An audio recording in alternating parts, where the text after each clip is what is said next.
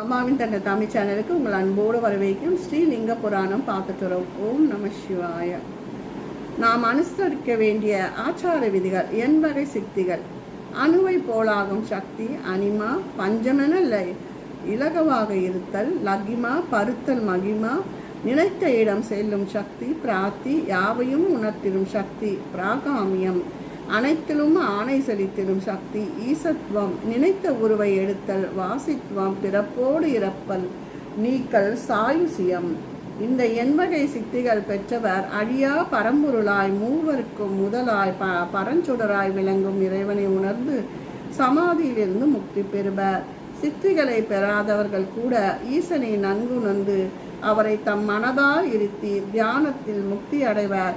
பிறவி பெருங்கடலில் இருந்து கரையேறி பிறப்பு அற்ற பேரின்ப வாழ்வு பெற ஜோதி பிழம்பான சுடரொளியின் மலரடிகளை சேவித்தல் வேண்டும். பிரம்மச்சாரி சிறந்த குருவை அடைந்து உபதேசம் பெற்று இயம நியமங்களை குறைவர ஆற்ற நன்னெறியில் பிரம்மச்சாரிய வாழ்வை கடைபிடிக்க பிரம்மச்சாரிய பிக்ஷை பெற்றே உணவு உட்கொள்ள வேண்டும். முற்றும் துறந்தவர்களை கண்டால் மும்முறை வலம் வந்து வணங்க வேண்டும். தண்டம், கமண்டலம், குடை, செருப்பு, மான், தோல் ஆகியவற்றை பெற்றிருக்க வேண்டும்.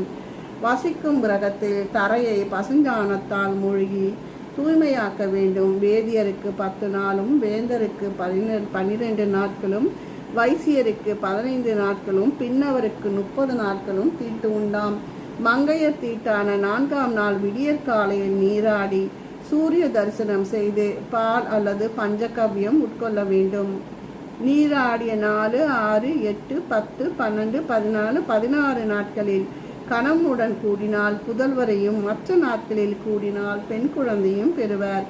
துறவிகள் இடம் தேடி வரும் உணவை உட்கொள்ள வேண்டும். எதிலும் ஆசை கூடாது.